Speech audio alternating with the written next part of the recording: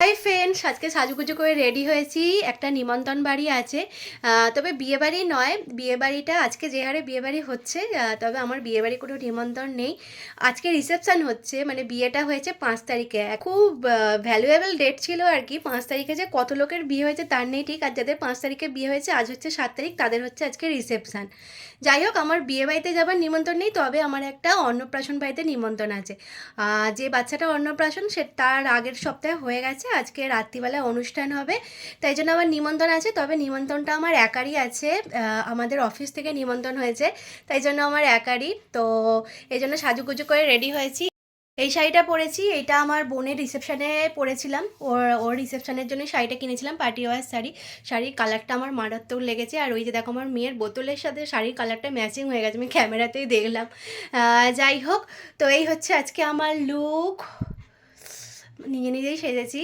তো চলো, এখন ঘড়িতে বাজছে হচ্ছে 7:45, আর বেরোবো হচ্ছে 8টার সময়। সবাই মিলে একসাথে যাব।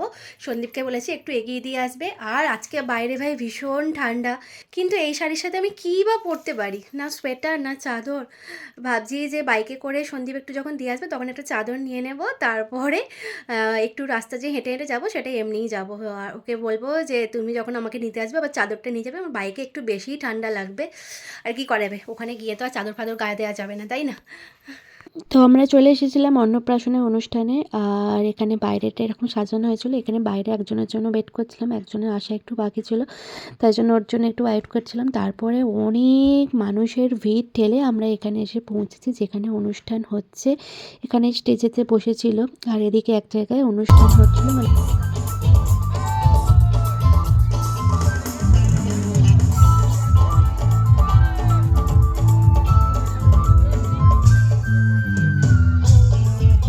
এত ভিড়ের মধ্যে যার অন্নপ্রাশন, সেই বাচ্চাটাকেই দেখা হয়নি। যাই হোক, পরে অবশ্য দেখেছিলাম। আর এটা ছিল হচ্ছে ওর মা। তারপরে আমরা চলে আসলাম হচ্ছে এখানে একটু স্টলেতে। আর স্টলে কি বলবো, হরেক রকমের জিনিস বসেছিল। আমরা প্রথমে নিয়েছিলাম হচ্ছে রেশমি কাবাব, তারপরে অনেক কিছু ছিল। জিলিপি ছিল, সব থেকে জিলিপিটা খেতে আমার ভীষণ ভালো লেগেছিলো। দেখো লোকের ভিড় দেখতে পাচ্ছ, খালি লোকের মাথা। মানে আমরা এই রাস্তাটা দিয়ে ভিতরে ঢুকেছি, এত ভিড় ঠেলে ঠেলে ঢুকেছি কি বলবো।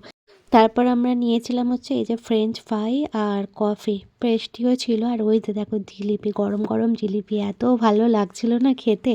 যাই হোক, তারপরে নিয়েছিলাম হচ্ছে পেস্ট্রি, কেক ছিল, ফিশবল ছিল, ক্রিসপি চিলি, বেবিকর্ন ছিল। যাই হোক, আরও অনেক কিছু ছিল, মকটেলের কাউন্টার ছিল। এই হচ্ছে আজকে যার অন্নপ্রাশন, সেই বেবিটা কি কিউট লাগছিল না দেখতে।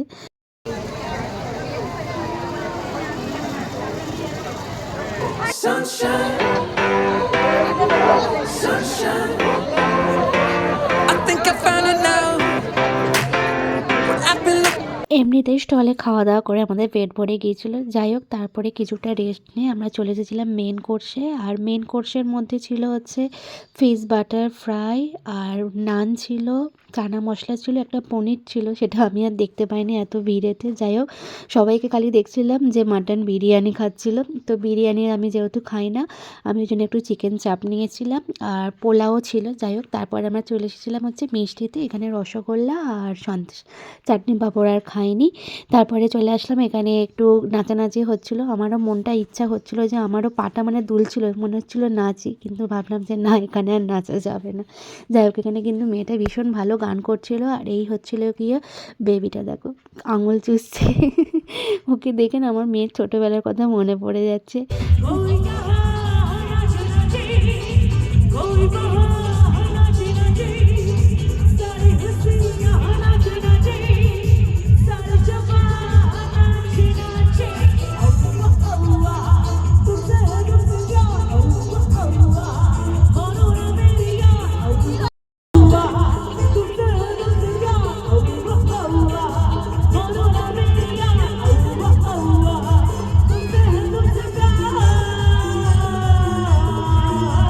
তারপর আমরা বেরিয়ে আসলাম ওখান থেকে, আর লাস্টে আসবার সময় দেখলাম যে এখানে পানের স্টলও বসেছে। আমি ওই জন্য নিইনি, তবে একজন নিল। আর তারপরে আবার দেখলাম যে একদম বাইরে গেটের সামনে এরকম ম্যাকাও ছিল। ভাবলাম যে এর সাথেও একটু ভিডিও করে নেওয়া যাক। প্রথমে ও যখন একটু বসছিল একটু ভয় পেল, তারপরে কিন্তু ঠিক হয়ে গিয়েছিল। যাই হোক, একটু ভিডিও করে তারপরে আমরা একদম সোজা বাড়ির দিকে আসতে শুরু করলাম। আর যখন যাচ্ছিলাম তখন কিন্তু একটুও ঠান্ডা লাগছিল না। এবার বেরোনোর সময় হি হি করে কাঁপছি। তো চলো, আজকের মতো টাটা, বাই, গুড নাইট।